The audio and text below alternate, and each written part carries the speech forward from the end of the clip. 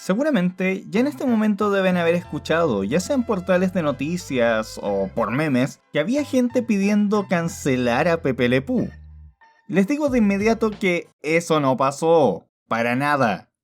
¿Qué pasó exactamente entonces? Veamos. El 2 de marzo de 2021, la empresa a cargo de la publicación de los libros del Dr. Seuss anunció que ya no iban a seguir publicando 6 de sus 45 libros para niños, ya que estos poseían varias imágenes que hoy en día pueden considerarse racistas o al menos étnicamente inapropiadas. Todo esto por la época en que fueron creados.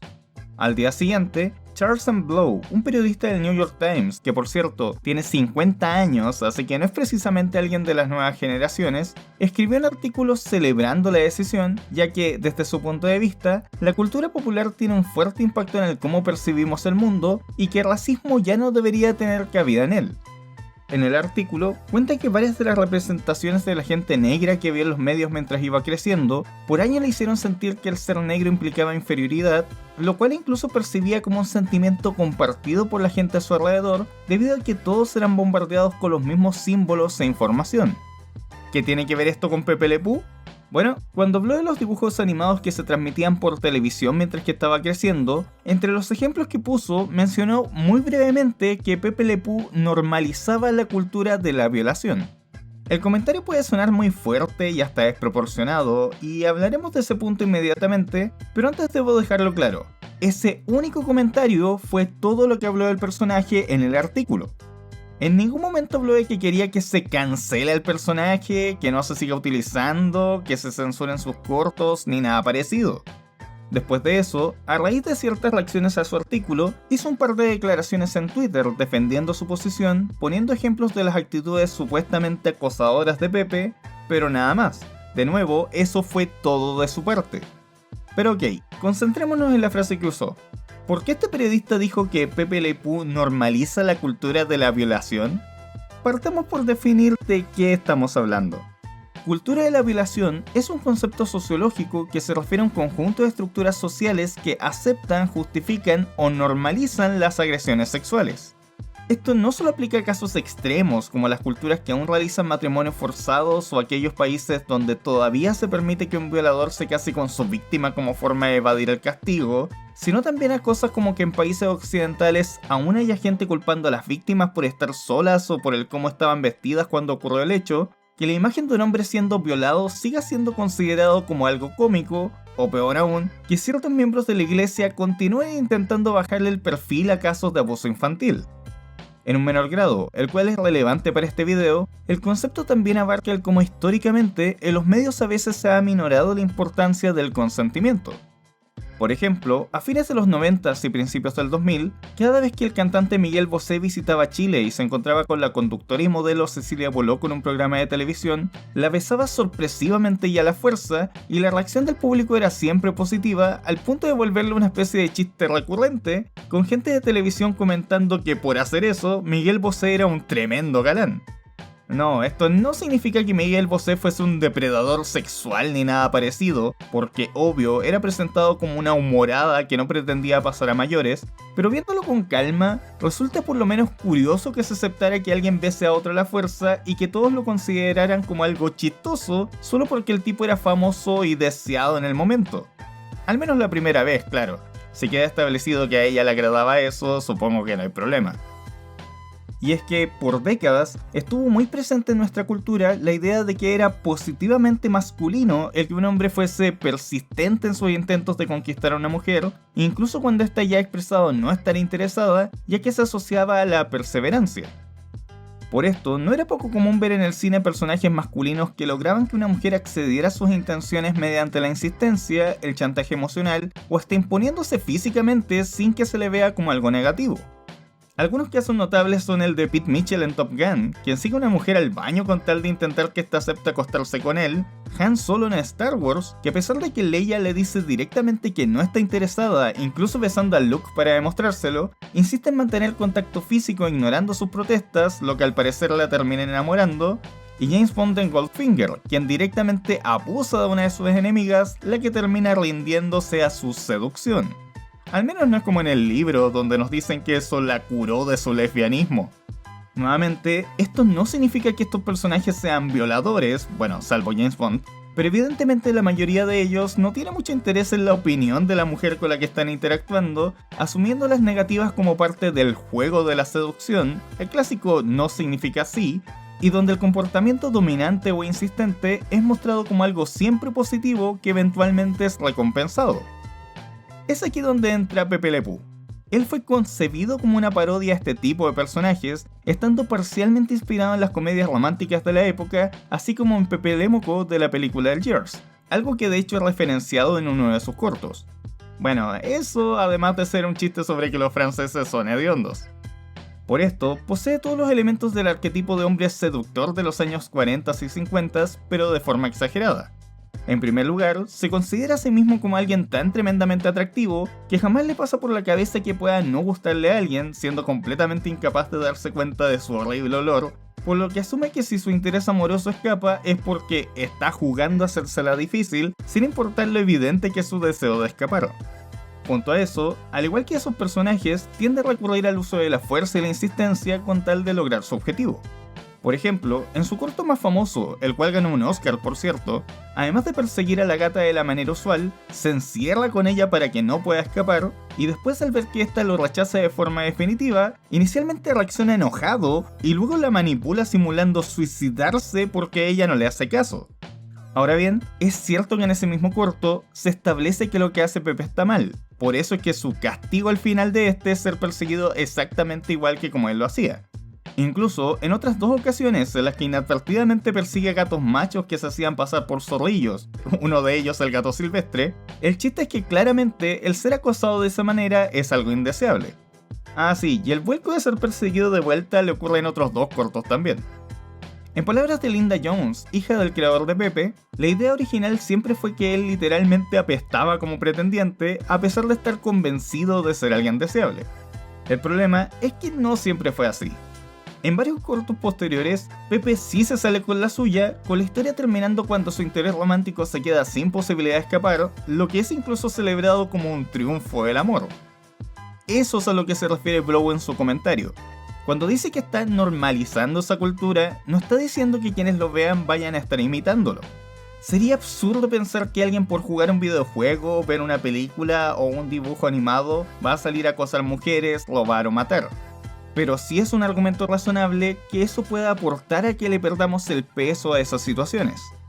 En los cortos originales de Pepe Le Pew, se pone tanto énfasis en lo gracioso que es Pepe y sus ocurrencias, que terminamos perdiendo de vista lo horrible que es que la gata, quien está totalmente aterrada y en muchos casos no necesariamente por el olor, termine atrapada con alguien que la ha estado persiguiendo con intenciones sexuales. Y sí, son sexuales. Es cosa de escuchar a Pepe. Everyone should have a hobby, don't you think? Mine is making love. We can do away with the dull preliminaries and make love right away. We can spend the rest of our lives making love.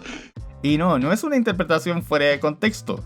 Por raro que pueda sonar hoy en día, en los 50s, los cortos de los Looney Tunes que eran estrenados para cine estaban dirigidos principalmente a un público adulto. No fue hasta mediados de los 60s, con la masificación de la televisión y el éxito que tuvieron las producciones de Hanna-Barbera, que empezó a cambiar el enfoque hacia un público familiar. Pero volvamos al tema. Pepe Le Pew es un producto de su tiempo.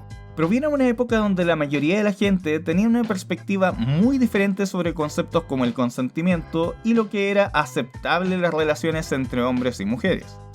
La propia Linda Jones admite que si bien nunca fue la intención el glorificar el acoso, el comportamiento de Pepe sí puede percibirse como incorrecto para los estándares modernos, sugiriendo que el personaje podría reformularse.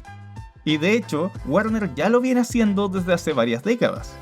Después del último corto de Pepe, estrenado en 1962, en los años siguientes sus apariciones se limitaron a breves cameos, principalmente haciendo chistes sobre su mal olor, o en la rara situación en la que intentaba algo con la gata Penélope o Silvestre, casi siempre salía golpeado, aunque ahora sí la implicación de tomar eso como un coqueteo como lo hacía antes.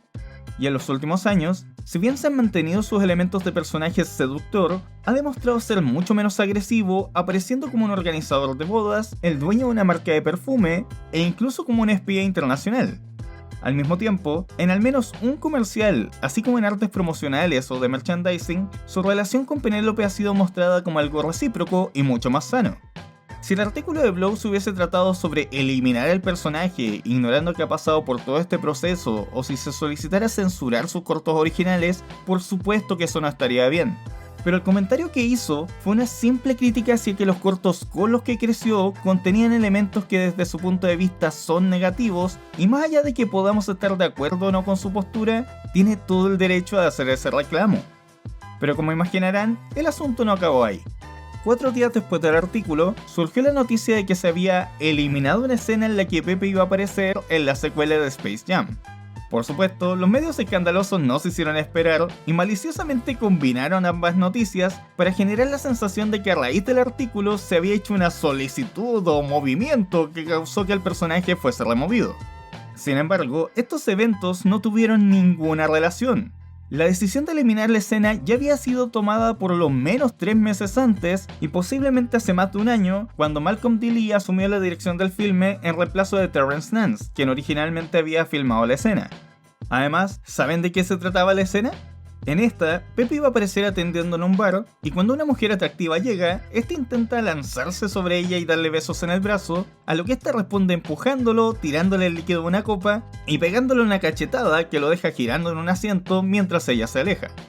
También se iba a mencionar que Penélope le había puesto una orden de alejamiento, con LeBron James, protagonista del filme, diciéndole a Pepe que no puede simplemente agarrar a otros toons sin su consentimiento. La única razón por la que esto fue noticia fue porque Grace Santo, quien aparentemente estaba planeada a ser la mujer que interactuaba con Pepe en la escena, se lamentó por su eliminación, ya que según ella hubiese sido una buena forma de dejar claro a nuevas generaciones de niñas que el comportamiento de Pepe no es aceptable y que las mujeres deben defenderse en una situación así. Es decir, la escena eliminada hubiese coincidido muchísimo más con las críticas al personaje, por lo que es obvio que esa no fue la razón para eliminarla. Lo que yo imagino es que probablemente no quisieron darle una connotación tan negativa a un personaje ampliamente reconocido que de por sí ya habían estado cambiando desde hace rato.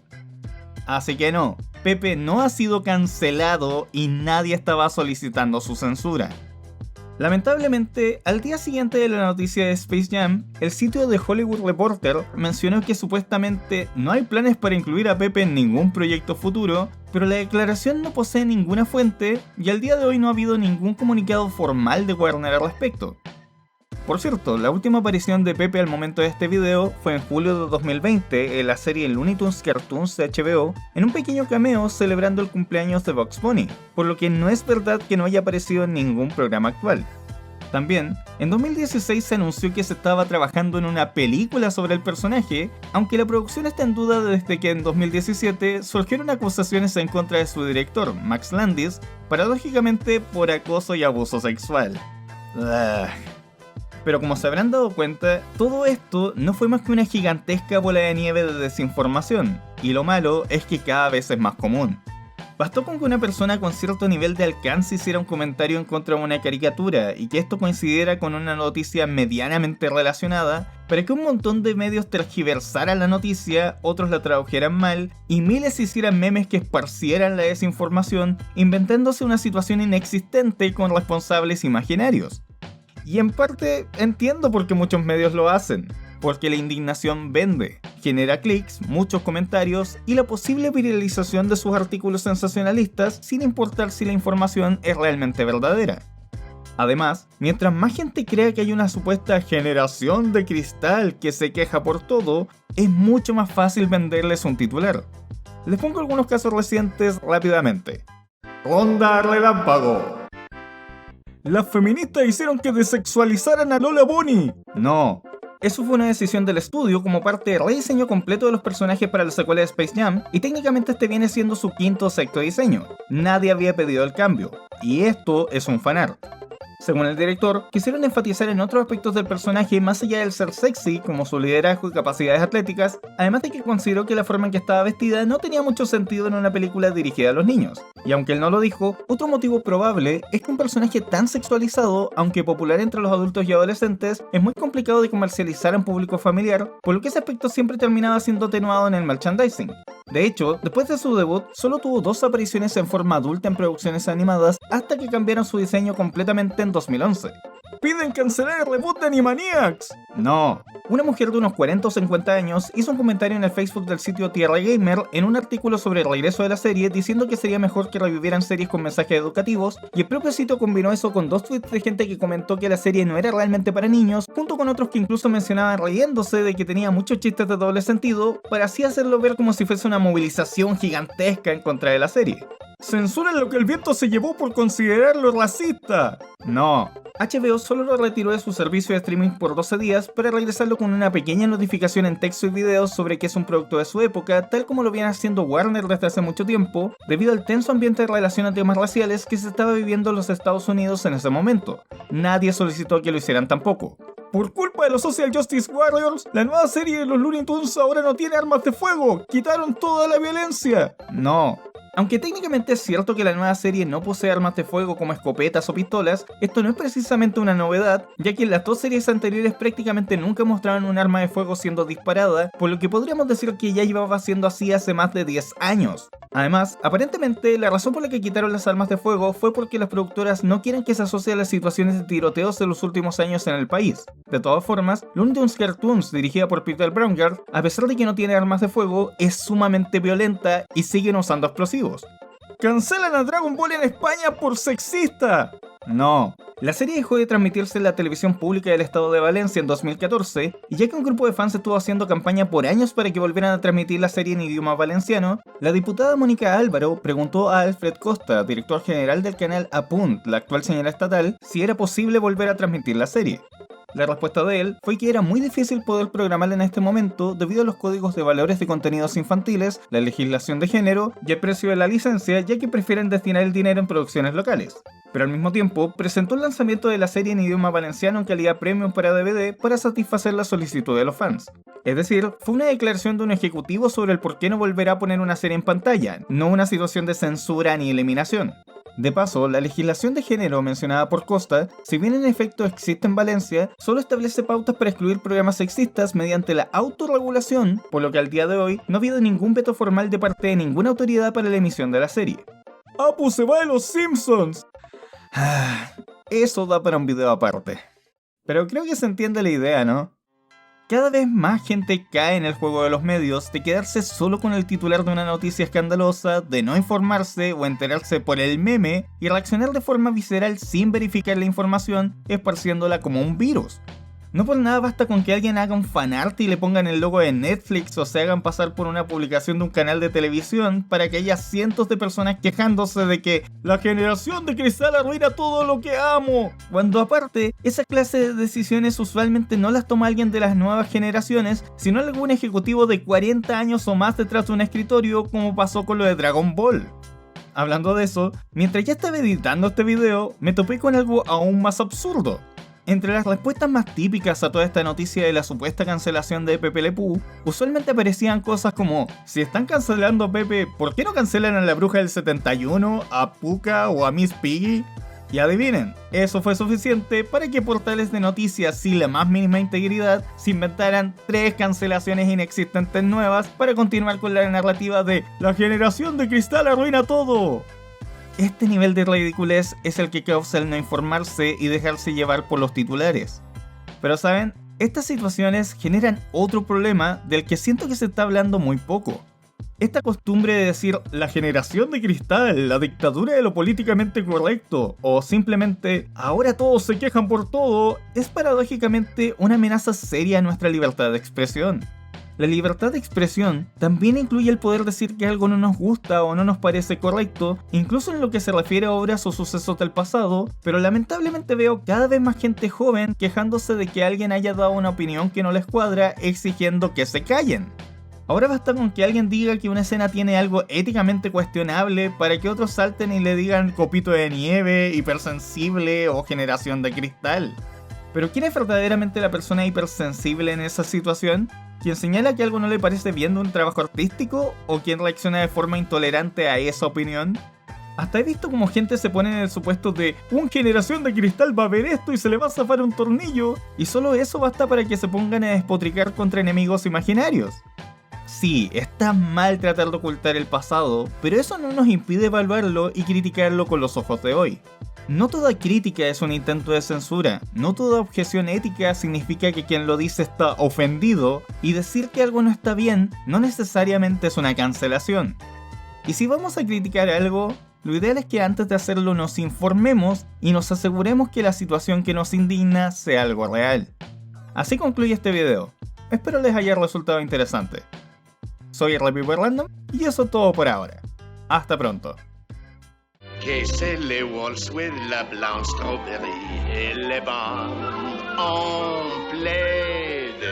Ils waltzent dans les fleurs with les filles d'or et les bandes en plaid. Chez-moi, ethos. Chenonoi Portos. Chez-moi, Pepe.